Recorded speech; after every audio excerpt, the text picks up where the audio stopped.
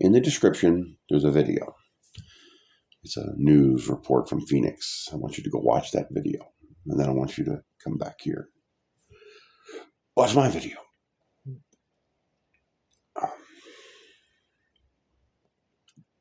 Did you go watch the video yet? Just hit pause, click your description, go watch that video, then come back. You are watching, if you did what I asked you to do, went and watched that video, you are watching an actual example of overt racism and white privilege occur right in front of you. If you dismiss the idea of racism and white privilege today, there's something mentally wrong with you. Seriously, you've got mental issues. So, stop it, cat.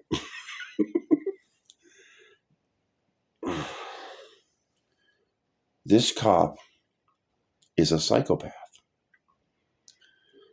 I'm not talking about, calling him a name to be a slur. Pause my video again. And, you're probably holding an incredible supercomputer in your hand right now. An Apple device or a Samsung device or whatever. Bring up your assistant and say, definition, psychopath. And go read the definition of the word, stop it, psychopath. The cat wants attention. This cop is the definition of psychopath. Abnormal, violent social behavior as a mental disorder. And since he's doing, you see him doing this automatically.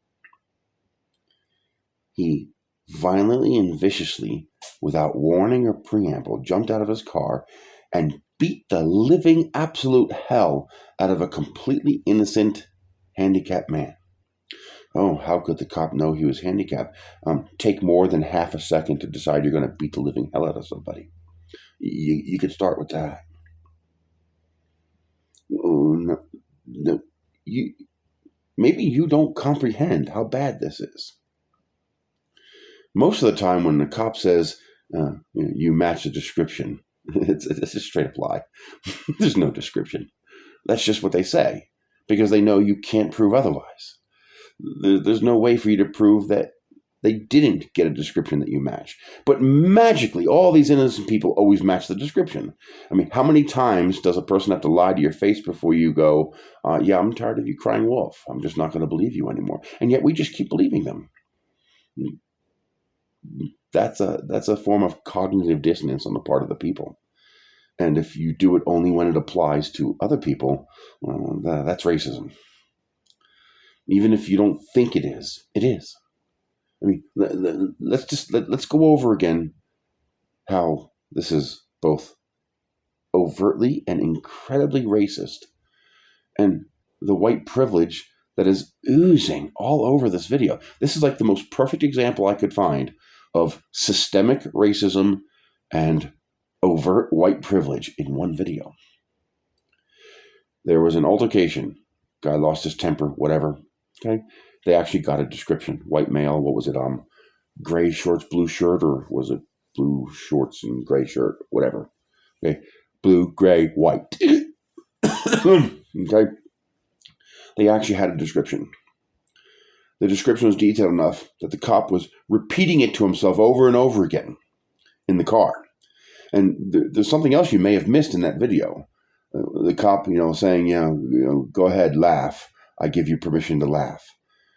You might think that's a joke, but the level of arrogance it takes to make that kind of a statement from his perspective, when you factor in everything else you're about to watch in that video, yeah, there's something mentally wrong with that cop. He might not even realize it, but there's something wrong with him. He's not right in the head. Most cops are like this. They're trained like this. So he gets to the gas station. And what does he confront? He confronts the suspect that perfectly matches the description. What do cops normally do in that situation? They put you in handcuffs. And this white guy, who's about to experience one hell of a dose of white privilege, expects that. He turns around and puts his hand behind his back. Look at the video. He turns around and puts his hands behind his back. He expects to be arrested. Does the cop arrest him? No. Does the cop detain him? No. Does the cop put him in handcuffs? No. Does the cop pat him down? Maybe we don't see that. I don't think he does based on the way he's talking to him. Instead, he talks to him. He asks him questions. Oh, it's a cop being a cop, right? That's what he's supposed to do. You don't just assume this guy's guilty and arrest him, although the guy is so guilty he puts his hands behind his back because he expects to be arrested. Or he's watched enough cop videos to see how they behave. But he doesn't realize, white privilege. So instead of arresting the suspect or detaining the suspect, the cop questions him, asks him questions. He doesn't even question him about the crime. He asks him what happened. And the white guy goes, "What the hell? I'm not under arrest. Yeah, I was fighting with that guy. That guy over there, I was fighting with him." And what do the cops do? They leave the actual criminal, the actual match for the description, the suspect. They go running over there in their cars, slam on the brakes, jump out of the cars, and viciously assault a completely innocent person. Do they do exactly what they did to the white guy? Hey, hello, sir. What happened? Can you tell me what happened? What's your name? I'm Officer So-and-so. We got a report of an encounter here. Do they do any of the same things that they just did to the actual person who matches the actual description of the suspect? No. They just jump out of the car and beat the living shit out of the guy. I mean, they don't even just rough him up. They beat the shit out of him. They beat him so hard the cop breaks his fingers punching him. And the cop even says so right on camera. Well, yeah, of course, I hit the guy so hard. and then to make it worse, on the stand in the court, they now know this guy's innocent. They know this guy is innocent. They always knew this guy was innocent. Before the cop even got to the gas station, the cop knew this guy was innocent. Because the suspect was the white guy, and the white guy matched the description. This is literally tantamount to a black family calling 911 and saying, "We have a burglar breaking into our house. This is his description. White guy with gray shorts and blue shirt." They get there, they find a white guy with gray shirts and blue shorts, or whatever it was. Okay? And do they arrest the burglar? Oh, hey, what's going on, buddy? Well, they attacked me. And he points to the homeowners of the house. And the cops viciously assault and beat the homeowners who called 911 for the burglar. That's what happened here. That's exactly what happened here. They got a call, a tussle at a gas station. The suspect is a white male with gray and blue shirts and shorts. They get there. They find the white suspect with gray and blue shirts and shorts, whatever it was. I don't know if it was gray shorts or gray shirt or whatever. I don't care. The point is, you see my point. And then, do they arrest him? No. They just casually ask him questions and then go chase down the black guy he accused.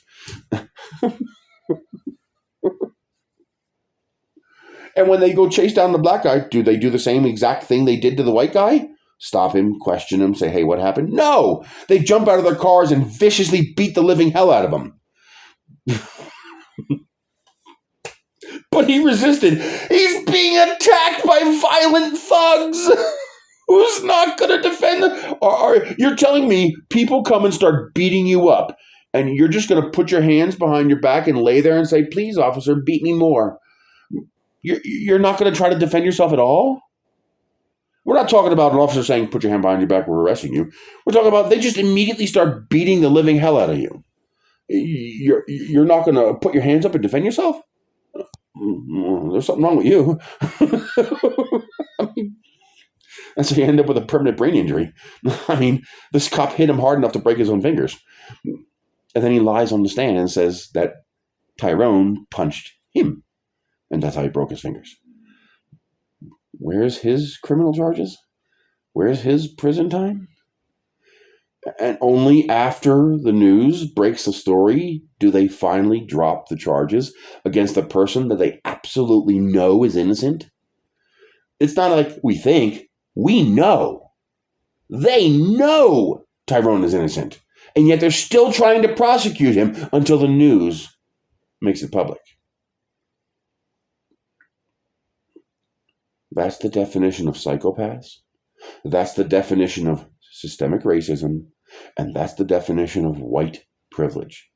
The white privilege here was so ridiculously strong, and the racism was so absolutely overt, even without them calling him a nigger or something else. They don't have to. It's just built into the very function of their operations, to the point where they are confronting the suspect who matches the description, and when he points to a black guy, they go and beat up the black guy. Even the white guy was stunned. I mean, he turned around and put his hands behind the back. He thought he was getting arrested, and even he was stunned. Like, what kind of bizarro world is this? Welcome to white privilege, buddy. That's what we mean by white privilege. That's what we mean. You're watching it.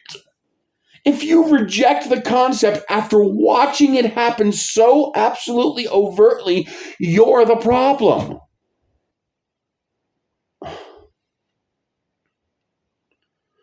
The only place this cop belongs is in a prison cell without chance of parole until his sentence is finished, and some psychiatric help. And then there needs to be some very serious oversight of Phoenix PD. I mean, they did this before. They beat the living hell out of a guy resisting. Well, because the guy was shirtless, and they were laying him on blacktop in Phoenix, Arizona.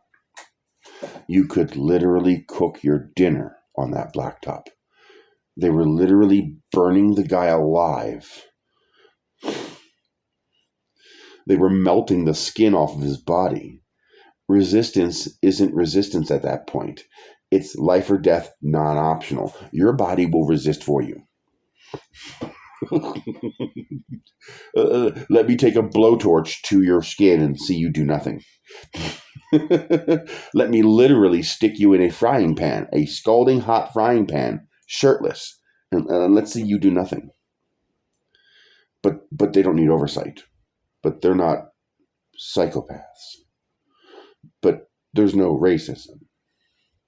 Even though the white guy, who is the perfect match of the description from dispatch and from the store people and from the witnesses, is casually talked to. But when he points his finger at a black guy, there's no casual talking. You jump out of the car and you go Rambo on him. No, see, you can't say that because Rambo was a good guy. These aren't good guys.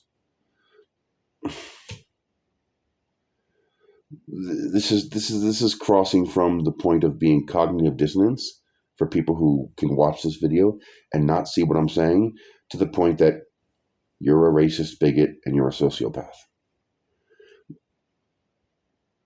There's something mentally wrong with you.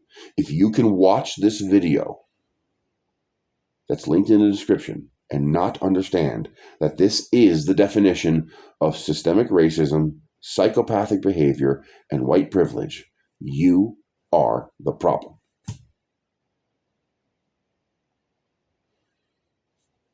Simple as that.